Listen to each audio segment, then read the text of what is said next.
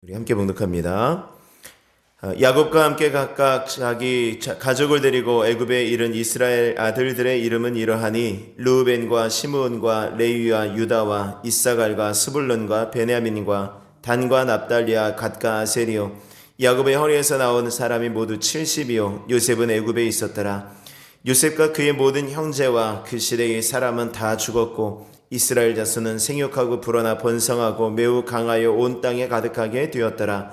요셉을 알지 못하는 새 왕이 일어나 애굽을 다스리더니 그가 그 백성에게 이르되 이 백성 이스라엘 자손이 우리보다 많고 강하도다. 자, 우리가 그들에게 대하여 지혜롭게 하자. 두렵건대 그들이 더 많게 되면 전쟁이 일어날 때에 우리의 대적과 합하여 우리와 싸우고 이 땅에서 나갈까 하노라 하고 감독들을 그들이 위에 세우고 그들에게 무거운 짐을 지어 괴롭게 하여 그들에게 바로를 위하여 국고성 비둠과 라암셋을 건축하게 하니라. 그러나 학대를 받을수록 더 번성하여 퍼져가니 애굽 사람이 이스라엘 자손으로 말미암아 근심하여 이스라엘 자손에게 이를 엄하게 시켜 어려운 노동으로 그들의 생활을 괴롭게 하니 곧 흙 이기기와 벽돌 굽기와 농사의 여러 가지 일이라. 그 시키는 일이 모두 엄하였더라. 애굽 왕이 히브리 산파 시브라라 하는 사람과 부하라 하는 사람에게 말하여 이르되 너희는 히브리 여인을 위하여 해산을 도울 때에 그 자리를 살펴서 아들이거든 그를 죽이고 딸이거든 살려두라. 그러나 산파들이 하나님을 두려워하여 애굽 왕의 명령을 어기고 남자 아기들을 살린지라. 애굽 왕이 산파를 불러 그들에게 이르되 너희가 어찌하여 이같이 남자 아기들을 살렸느냐. 산파가 바로에게 대답하되 히브리 여인은 애굽 여인과 같지 아니하고 건장하여 산파가 그들에게 이르기 전에 해산하였더이다 하매 하나님이 그 산파들에게 은혜를 베푸시니 그 백성은 번성하고 매우 강해지니라. 그 산파들은 하나님을 경외하였으므로 하나님이 그들의 집안을 흥왕하게 하신지라. 그러므로 바로가 그의 모든 백성에게 명령하여 이르되 아들이 태어나거든 너희는 그를 나일강에 던지고 딸이거든 살려두라 하였더라. 아멘. 아멘. 이제 우리 창세기의 말씀을 마치고 오늘부터 이제 출애굽기 말씀을 새벽에 나누도록 하겠습니다. 출애굽기는 이름 그대로 이제 나온다, 애굽에서 나온다라는 그런 말씀이죠. 37장에서 50장의 말씀, 우리 창세기 말씀을 보면서 이제 요셉이 애굽으로 팔려가게 되고 가나안 땅에 있었던 야곱과 그의 형제들이 요셉의 형제들이 그 땅에서 이제 기근이 되니까 양식을 구하러 애굽으로 가게 되면서 이제 요셉을 만난 극적인 상황이 벌어졌습니다.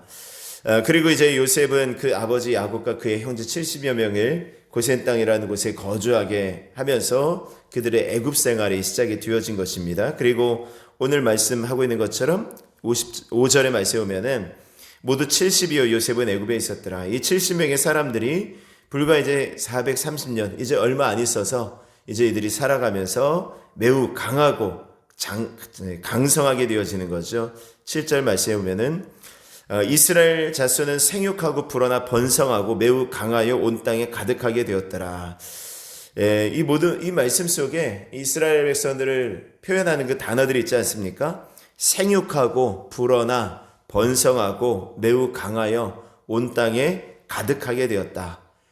그냥 말만 들어도 어마어마한 숫자를 상상할 수 있게 되고 또 아주 강해졌다. 숫자가 또 많다 보니까 아주 강한 그런 사람들이 되었다라는 것을 알 수 있습니다. 430년의 세월을 보내면서 무려 모세가 이스라엘 백성들을 이끌고 나올 때 보니까 장정만 60만 명, 장정명 60만 명, 그리고 뭐 아이들과 여자 그리고 노인들까지 합치면 200만 명에서 300만 명이다 이렇게 이야기를 합니다. 그렇게 어마어마한 숫자로 이제 70명에서 그렇게 민족이 되어져 버린 것입니다. 한 나라가 되어진 것입니다. 이제 그런 모습을 보니까 애굽 왕은 이스라엘 백성들에게 위협감을 가지게 됩니다. 저들이 우리보다 강하구나.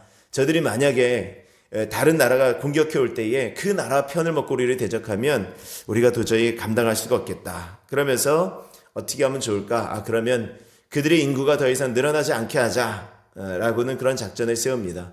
그래서 일들을 아주 혹독하게 시킵니다. 11절 말씀에 보면 10절 말씀에 보니까 11절 말씀에 보니까 그들 감독들을 그들 위에 세우고 그들에게 무거운 짐을 지어 괴롭게 하여 그들에게 바로를 위하여 국고성 비듬과 라함셋을 건축하게 하니라. 그러니까 이스라엘 백성들로 하여금 이제 계속 일을 시키는 것입니다. 신전을 짓게 하고 애굽왕의 궁전을 짓게 합니다. 백성들이, 남자들이 이제 몸이 피곤하니까 밤에 그냥 일찍 잠을 자면서 부부관계를 갖지 않을 것이라고, 그렇게 못하도록 하게 한 것입니다. 근데 그렇게 일을 시키는데도 불구하고 12절에 말씀에 보면은 학대를 받을수록 더 번성하여 퍼져나가니 애굽 사람이 이스라엘 자손으로 말미암아 근심하여라고 말하죠. 그러니까 그 작전이 실패한 것입니다. 인구 억제 정책이 이제 실패한 거예요. 예. 우리나라도 이제 예전에 새마을 운동 막 한참 할 때 밤에 일찍 자고 새벽에 일찍 일어나는 그런 운동을 펼치면서 운동을 펼쳤던 것과 비슷하죠. 그때 1960년대에 아마 인구 억제 정책, 인구가 더 이상 늘어나면 안 된다, 이렇게 계속해서 무턱대고 낳다 보면 이제 거짓골 못 면한다, 뭐 이런 어떤 퓨어로 아이를 낳지 못하게 하는, 아이를 낳지 말자라는 어떤 그런 운동을 펼쳤습니다. 계속해서 늘어나면 쌀 소비량도 늘어나고 먹을 것이 없게 된다라는 것이었습니다. 그래서 그 가운데 이제 인구 억제 정책을 펴는 것 가운데 하나가 농어촌에 라디오를 보내는 것이었죠. 그래서 텔레비전이 흔하지 않았기 때문에 이 저녁 때 라디오 들으면서 다른 생각하지 못하도록 그렇게 보냈는데, 그 결과가 어떻게 됐는지는 뭐 잘은 모르겠습니다. 그런데 이제 어쨌든 이스라엘 백성들도 마찬가지였어요. 심한 노동을 하면서 인구 억제가 되어지는 것이 아니라 더 많아졌어요. 그러니까 어떻게 합니까? 13절, 14절의 말씀에 보면은 이스라엘 자손에게 일을 엄하게 시켜 어려운 노동으로 그들의 생활을 괴롭게 하니 곧 흙 이기기와 벽돌 굽기야 농사의 여러 가지 일이라 그 시키는 일이 모두 엄하였더라. 그러니까 더욱더 심한 노동을 시키는 것입니다. 심한 노동을 시킴에도 불구하고 실패로 돌아가죠. 그러니까 애굽왕이 또 다른 방법을 사용하는 것입니다. 이번에는 조금 더 직접적으로 인구 억제 정책을 펼치는데, 이제 히브리 산파, 이제 지금의 산모 도우미 뭐 이런 사람들을 불러다가 명령을 하는 것입니다. 너희들 히브리 여인들이 아이를 낳을 때 남자애든 죽이고 여자애는 살려주라, 이렇게 얘기를 하는데, 그 시브라와 부하라는 그 산파들이 그 왕의 명령보다 하나님을 두려워해서 남자들을 다 살렸다라는 것입니다. 그리고 이제 그렇게 됨으로써 이제 이스라엘 백성들이 줄어들지 않게 이렇게 했다라는 것이죠. 오늘이 어떻게 보면 출애굽기 1장의 말씀은요, 단순히 어떤 인구 억제 정책, 애굽 왕이 이스라엘 백성들을 더 이상 늘어나지 못하게 하는 그런 것으로 보는 것이 아니라, 이것을 조금 더 나가면 결국은 이스라엘 백성들이라는 것은 하나님의 백성들 아니겠습니까? 그러니까 이 하나님의 백성들이 늘어나지 못하도록 만드는 어떤 사탄의 계략이었다라는 것입니다. 그런 것들을 지금 막기 위해서 지금 시브라와 부하가 또 지금 하나님을 두려워해서 또 자신들의 일을 하고 있는 것을 볼 수 있습니다. 오늘 특별히 저는 시브라와 부하, 이 사람들의 모습을 좀 살펴보면 좋겠습니다. 이 여인들의 이 이름은 이 말씀에만 등장을 하고 그 뒤에 나오지 않습니다. 성경 어디에도 이 여인들의 이름이 나오지 않는데요. 이들의 믿음이 정말 대단한 것입니다. 17절 말씀 보니까, 그러나 산파들이 하나님을 두려워하여 애굽 왕의 명령을 어기고 남자 아기들을 살린지라 하고 말씀합니다. 이 말씀이 굉장히 도전을 받고 은혜를 받습니다. 애굽 왕의 명령을 어기고 남자들을 살린지라. 근데 산파들이 하나님을 두려워해서 애굽 왕의 명령을 어겼다라는 거예요. 눈에 보이는 애굽 왕보다 보이지 않는 하나님을 더 두려워했다라는 것입니다. 우리는 보통 눈에 보이는 것을 두려워하지 않습니까? 근데 눈에 보이지 않는 하나님, 그 하나님이 두려워서 내가 어떻게 생명을 죽일 수 있는가? 내가 어떻게 하나님께서 주신 생명을 내 손을 어떻게 죽일 수 있겠는가? 라고 하면서 애굽 왕의 명령을 어겼다라는 거예요. 애굽 왕, 지금으로 말하면 대통령의 명령을 어겼다라는 것 아니겠습니까? 지금 민주적인 어떤 사회에서 대통령의 권한이 크게 세지는 않지만, 새로운 대통령이 어떤 정책을 펼칠지 모르겠지만, 아마도 제 생각으로는 지금 이제 문 대통령보다는 훨씬 더 좀 막강한 대통령적 권위를 좀 사용하진 않겠는가, 이런 좀 마음은 좀 있습니다. 검찰 법 쪽의 출신이고 검찰총장 출신이다 보니까 모든 면에 있어서 법대로 하십시오라고 하면은, 근데 법대로 한다는 게 굉장히 공정한 것 같지만 사실 어떻게 보면은 그걸 또 해석하기에 따라서 또 다르더라고요. 눈에 걸면 코에 걸면 코걸이고 귀에 걸면 귀걸이인 거예요. 해석이 어떻게 되느냐에 따라서 굉장히 달라질 수 있는 것입니다. 오늘 법을 굉장히 잘 아니까 그런 면을 또 잘 이용할 수 있지 않을까 이런 좀 생각도 좀 드는 거예요.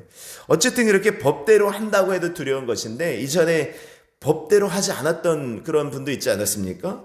뭐 그런 어떤 막강한 대통령적 권위를 이용해 가지고 법이 없다면 법을 만들고 뭐 이렇게 만들도록 시키고 자기 마음대로 바꾸고 뭐 이렇게 되어지던 그런 어떤 대통령적 권위를 가졌던 대통령이라고 생각하시면 될 것 같아요. 그런 사람이 명령을 내리는데 어떻게 어길 수 있을까라는 것입니다. 뭐 그런 사람 대단한 사람이 아니더라도 우리 주변에 우리보다 조금 더 높은 사람들, 우리보다 조금 뭐 높은 지위에 있는 사람들이 어떤 명령을 했을 때 그 명령이 하나님의 말씀과 대비되었을 때 우리가 그 보이는 그 사람의 윗사람의 명령을 어기고 하나님을 따를 수 있겠는가? 보이지 않는 하나님을 따를 수 있겠는가라는 것입니다. 과연 그럴 수 있겠는가? 저는 십브라와 부하라는 이 산파들이 어떻게 살아왔는지 배경을 잘 몰라요. 이 여인의 평소 행적도 알 수 없습니다. 그런데 이 한 구절 그 산파들이 하나님을 두려워하여 애굽왕의 명령을 어기고 그 남자아이들을 살린지라라는 이 한 구절의 말씀 속에 어떻게 보면 이 산파들의 전체적인 믿음을 볼 수 있지 않겠습니까? 이 한 구절이 평생을 살아온 것을 볼 수 있는 거예요. 어저께 수요예배 시간에도 이 나봇 아합왕의 명령, 아합왕이 그 포도원을 팔라고 했을 때 이 포도원은 우리가 조상 대대로 받은 것이고 하나님께서는 이것을 팔지 말라고 하셨다라는 그 단순한 하나님의 말씀을 지키다가 결국 모함을 쓰고 죽었던 그 나봇의 이야기와 어쩌면 비슷한 맥락이 아니겠습니까? 그냥 나봇이 어떻게 살아왔는지는 몰라요. 근데 어떻게 살아왔는지는 몰라도 그 한 모습 속에 이 사람이 평생을 말씀대로 살아왔겠구나라는 것을 우리가 짐작할 수 있지 않을까요? 오늘도 마찬가지. 이 십브라와 부하가 어떻게 살았는지 모르지만 이 한 말씀으로 이들이 하나님을 두려워하면서 살았겠구나. 이들이 평생을 하나님을 의식하며 살았겠구나라는 것을 우리가 알 수 있다는 것입니다. 하나님을 두려워하는 사람이 어떤 사람이죠? 이 보이는 세상의 위험을 두려워하지 않는 것입니다. 서슬퍼런 그 애굽왕의 명령을 어길 수 있을 정도로 이들은 하나님을 두려워하며 하나님을 더 우위에 두고 높이 두고 살아갔다라는 것입니다. 애굽왕의 권력보다 그 위협보다 보이지 않는 하나님을 두려워하면서 어떻게 그 하나님을 내가 배신할 수 있겠는가? 내가 어떻게 하나님의 말씀을 따르지 않을 수 있겠는가? 라고 하면서 살아왔다는 것입니다. 우리가 잊지 말아야 될 신앙의 모습이 있습니다. 요즘 시간이 흘러가면서 많이 좀 우리가 그냥 습관적으로 이렇게 되어지는 것 같아요. 저는 순교자의 신앙을 갖자라는 것입니다. 순교자의 믿음을 좀 생각해 보자라는 것입니다. 지금보다 훨씬 더 예수님을 믿기가 힘들었을 때에, 경제적으로 훨씬 더 곤란했을 때에 결코 예수님을 부인하지 않았던 그 한 번만 부인하면 될 거를 결코 부인하지 않고 그 죽음을 택했던 그 순교자들의 모습들을, 그 신앙을 우리가 한번 기억할 수 있는 은혜가 있기를 원합니다. 우리나라에서 예수님을 믿는다라는 것이 어떤 다른 사회적인 권위를 포기하는 것은 아니지 않습니까? 예수를 믿겠다고 고백하는 순간에 그 가정에서 쫓겨나고 그 사회에서 매장당하는 그런 사회는 아니지 않습니까? 근데 어떤 나라에서는 정말 그런 나라가 있다라는 것입니다.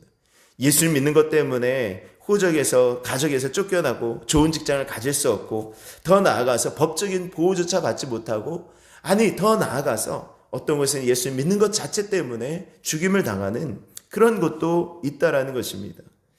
종교의 자유가 있는 우리나라에서 예수 믿는 것이 얼마나 행복합니까? 종교에 내가 예수 믿는 것에 대해서 아무도 뭐라 그러는 사람이 없어요. 뭐라 그러는 사람이 없지 않습니까?